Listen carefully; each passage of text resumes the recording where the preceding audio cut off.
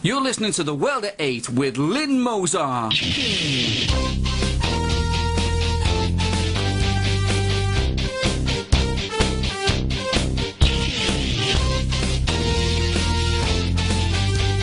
World at 8, the number one in nationalist news. Highlights of the news today, Monday, the 11th of June. White family of 5 ghettoised in a 3-roomed council flat in Islington. Why no large house down the road for her? An MP backs a petition that wants to stop the Nepalese migration into his region. French troops killed by Taliban. Attacks on Nigerian Christians carry Boko Haram hallmark. Hague says we may have to send troops to Syria to prevent Bosnian-style war. Thought for the day. A day in Blackpool for Charlene and thoughts. Finally, camels offered for Obama and Clinton. UK news. It has been reported by the Sun paper that a hard-working mother of 3 is rightly furious that she and her children have been ghettoised into a council flat, which is just up the road from the £2 million mansion that a family of Somalis have been given by the same council. The Somali clan occupy a Georgian townhouse in the street next to where Tony Blair lived before moving to number 10. Hard-working Claire Marlowe Gadsden said her small family is about to explode in their 3rd-floor Islington council flat, which boasts 3 rooms and a bathroom. She lives with her partner Jay Foran, sons Tommy 4, Harry 19 months and baby Charlie. She says she's at her wit's end. Jay is unable to work due to back problems and Claire pays the council £45 a week towards her rent of £112 a week. She earns just £500 a month as a shop worker. She has also been on the waiting list, as it is laughingly called, for 5 years. She said that the council come up with problem after problem to keep us trapped. You see people that don't do anything getting into these huge homes. On the other side of the housing coin, Mohammed, 55, one of the 10-strong Somali clan, said all the adults in the house are on housing benefits and income support. The council said there is a severe shortage of family-sized council housing in Islington. Properties are allocated on a points-based system according to need. A World at 8 writer commented, when you consider that most of the councils are staffed by Muslims and other ethnics, it is jobs for the boys really. They are going to ignore the white family and put a new ethnic family in the good available homes. People say you cannot blame the immigrants, but you can, because they form a housing ring for their own and also when they come over here in the first place to obtain homes and money, so of course they are to blame. When did the points system go against our own people? When will this government start to look after people like Claire and begin to cap or stop parasites like the Mohammed clan from entering the country? An MP from Rushmore, Gerald Howarth, is backing a petition that has been launched by residents in Aldershot, Hampshire, against the massive Nepalese immigrant problem that is sweeping that part of the country. This is the 2nd petition to be launched. The first one is called Lumley's Legacy and totalled 2,100 Aldershot residents angry over the amount of Nepalese allowed to come over and stay. They say the government has made no allowance to the local council for the tremendous strain on the infrastructure in the region since 2009, when Lumley petitioned for them and also her career.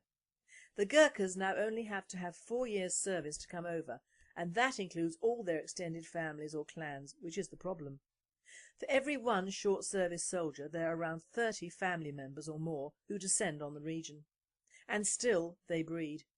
The latest petition is called Please, Please, No More Nepalese. The ease with which the first petition got signed shows what concerns the local people are having, and rightly so. A World at 8 reporter commented, I heard someone bleat that an old soldier would be living in poverty in Nepal. This is not so. If all the Gurkhas went home to their families, their very good British pensions would keep all their relations very nicely and the villages would prosper. These mercenaries are just that, no sense of country or loyalty, or they would not leave their own country to a state of destitution as they do now. Euronews. French troops killed by Taliban. France says 4 of its soldiers have been killed and 5 others wounded in an attack in eastern Afghanistan. The Taliban said one of their suicide bombers carried out the attack on a NATO convoy in Kapisa province. Several Afghan civilians were also wounded. Violence has risen across the country in recent weeks, with the Taliban targeting both the Afghan forces and the 130,000 foreign troops remaining in the country. The deaths bring to 87 the total number of French deaths in the country since 2001. World news. Attacks on Nigerian Christians carry Boko Haram hallmark. A car bombing outside a Christian church in Jos and a gunman in the northeast of Nigeria killed 6 people and injured dozens in Sunday's attacks. No group immediately claimed responsibility for the attacks in Jos and Bio, a city in the northeastern state of Borno. They bore the hallmarks of assaults by a radical Islamist sect known as Boko Haram, which continue unabated despite a heavy military presence in the region. Britain may have to send troops to Syria. If the country spirals into a Bosnian-style civil war, William Hague has indicated. The Foreign Secretary said Britain would have to greatly increase our support for the opposition if the current United Nations plan for a ceasefire fails, as the Foreign Office now fears. Mr Hague repeatedly refused to rule out military action yesterday if Syria descends into terrible sectarian violence. And he twice compared the violence raging in the Arab state to the conflict in Bosnia, where 12,000 British soldiers were eventually sent, rather than Libya, where the government resisted sending in ground troops. Mr Hague told the BBC, "The reason I don't rule things out is because we really don't know how this situation is going to develop, or how terrible it is going to become. Increasingly, the analogy is not with Libya last year, but with Bosnia in the 1990s. A World at 8 writer stated, "There is a comment on this statement on the South East BNP website. Comparisons are odious and Hague is completely wrong as usual. Hague is trying to kowtow to the Muslims yet again. Muslims caused the war in Bosnia and are causing sectarian wars in their own countries. We are supporting Islamist rebels and Al-Qaeda, or rather Hague and the UN are." Thought for the day. A day in Blackpool and thoughts. Well, we had our day in Blackpool on Saturday the 9th. It was very well attended and I believe the entire proceedings were televised by BNP TV, so should be available on our website later. This account is from me personally as a member of the new ProFam group, which is for the protection of families. ProFam covers not just the UK but the European aspect of protecting the family. Another large European group is Women Against Islamisation, which counts Jackie Griffin amongst its numbers. So the demonstrations in Blackpool really enveloped many diverse wings and individuals who turned out in full force on behalf of Karen Downs, the mother of the missing child, her daughter Charlene. Now, speaking about ProFam, the terrible effect of the Muslim grooming and murders in the north of our country are the first of many of what I hope will be very successful campaigns to raise the awareness of all British people to the fact that it is not only still going on and has been for many, many years, but the terrible fact that the establishment is still refusing to acknowledge the root cause of it, let alone actually do anything about it, stopping it. The root cause is the mindset amongst certain Muslim groups. Not all Muslims are groomers, but most groomers are Muslim. Now back to the demo. Well, I had thought I had it all organised in the South East region. I and the Hampshire SRO organised between us a car up from Southampton to me in Borden. Then we would all drive up to collect and pick up Steve Bolton's van in Crowthorne, Berkshire, and 4 would travel with us and 2 would travel in Steve's van. Bloody marvellous, I thought. Great organisation. Pride comes before a fall, and it did. The only driver from Southampton cancelled out at the last minute, so there were 4 less than hoped going up from this region. With the result, my better half and I collected Steve and proceeded to make the journey up north. Now, without blowing my own horn, my handbag was full of painkillers, cough medicines and honey because I had a bad throat to end all bad throats, and I still have it indeed. So to all who wouldn't make it because they didn't feel well, I didn't either. In fact, I felt like death warmed over. The weather got increasingly bad as we progressed up north. We had left Hampshire in sunshine, but that soon changed. By the time we reached Blackpool there was a waterspout, a volcano and a ruddy great typhoon in progress. Just for us the heavens opened, but one didn't get drowned because the howling gales blew everything, including the umbrellas, away. Suffice to say at this stage I was a grumpy bunny. However, I talked to a great many brave supporters who had been standing around all morning, bless them. Well, I say talked, it was rather a shout against the wind which was straight off the sea, which was dark grey and menacing. We then had the arrival of our chairman, Nick Griffin, and his wife Jackie. Bless them, I really have the greatest admiration for them and the officers of the party who turned up regardless of the virtual parting of the waves. This storm was of epic proportions and biblical proportions, and I was grateful also to the Reverend Robert West, who was standing behind me, to provide a religious input under the circumstances. I really did think that this was what hell was, standing in a puddle with open-toed sandals, being pissed on from a great height for eternity. Somehow, miraculously, the organisation proved faultless, thanks to Adam Walker and co, and after several short addresses on the microphone we all departed for the meeting hall. Well, in my case I hobbled past all the casinos and God knows what, past all the hen parties. How can girls who are tangerined up and wearing virtually nothing survive in that weather?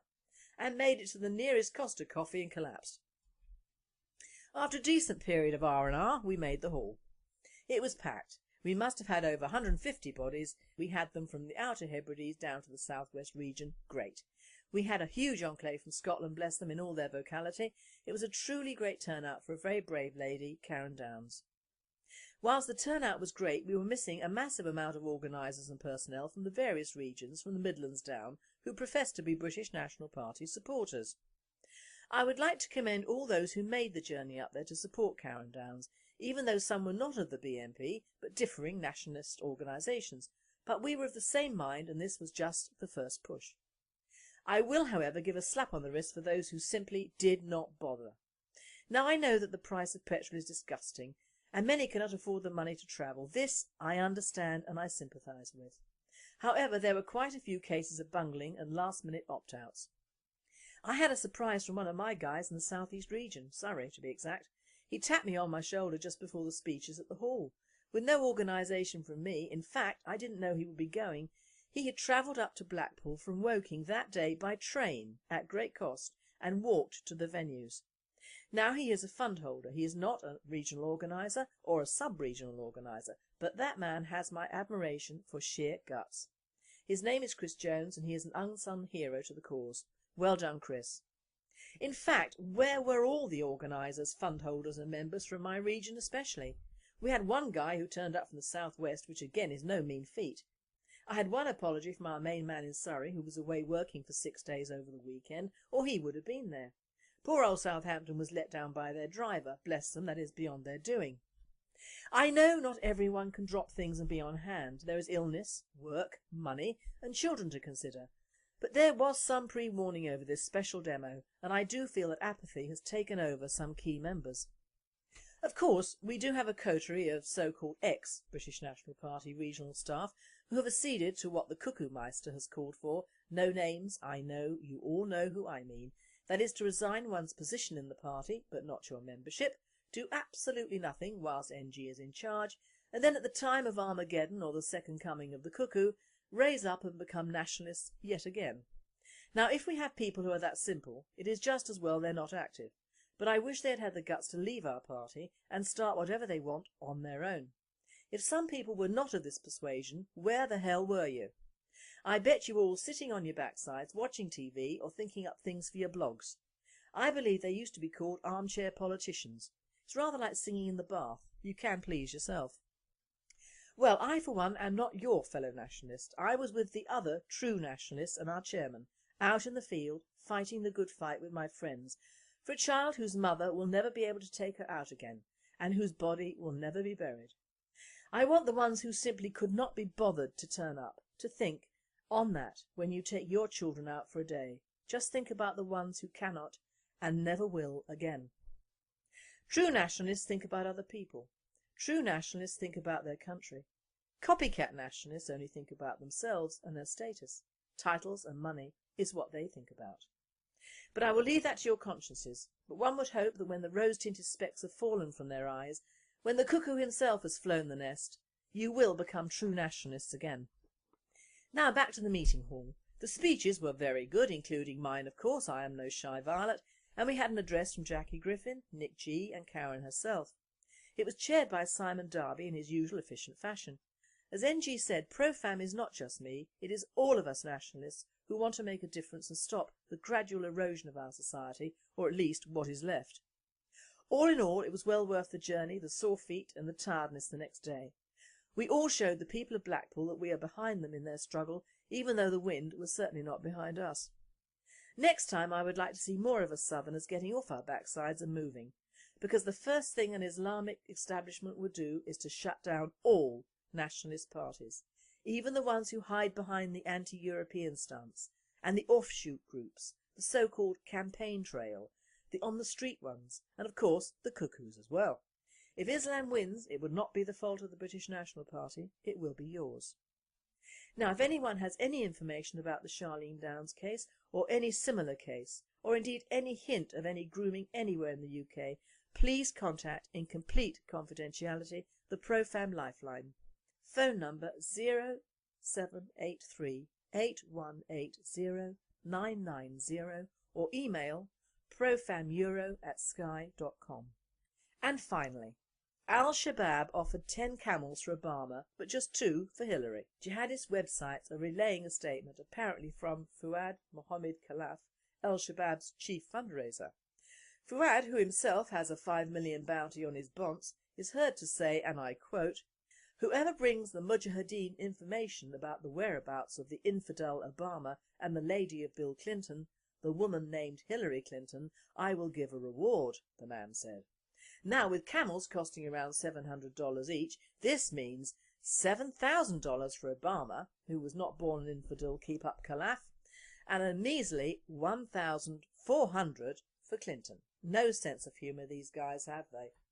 You have to be pretty awful looking when visiting Egypt, especially in the good old pre-revolution days, not to get offered camels for your partners. Well, the female partners, that is.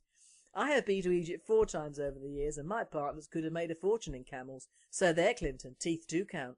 One way to raise funds, I suppose, for the jihadist cause. You have been listening to The World at 8. I am Lynn Mozart and I wish you all a very good night. Why no large house down the road for her? An MP backs a petition that wants to stop the Nepalese migration into his region.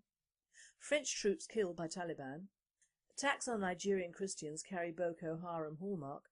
Hague says we may have to send troops to Syria to prevent Bosnian-style war. Thought for the day. A day in Blackpool for Charlene and thoughts. Finally, camels offered for Obama and Clinton. UK News. It has been reported by the Sun paper that a hard-working mother of 3 is rightly furious that she and her children have been ghettoised into a council flat, which is just up the road from the £2 million mansion that a family of Somalis had been given by the same council. The Somali clan occupy a Georgian townhouse in the street next to where Tony Blair lived before moving to number 10. Hard-working Claire Marlowe Gadsden said her small family is about to explode in their 3rd floor Islington. You're listening to The World at 8 with Lynn Mozart.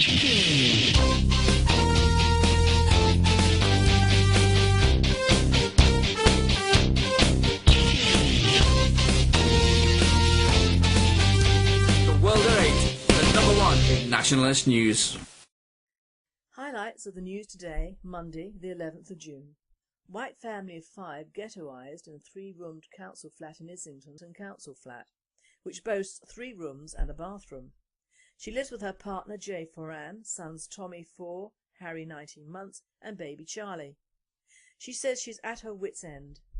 Jay is unable to work due to back problems and Claire pays the council £45 a week towards her rent of £112 a week.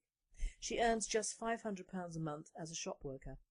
She has also been on the waiting list, as it is laughingly called, for 5 years. She said that the council come up with problem after problem to keep us trapped. You see people that don't do anything getting into these huge homes. On the other side of the housing coin, Mohammed, 55, one of the 10-strong Somali clan, said, all the adults in the house are on housing benefits and income support. The council said, there is a severe shortage of family-sized council housing in Islington.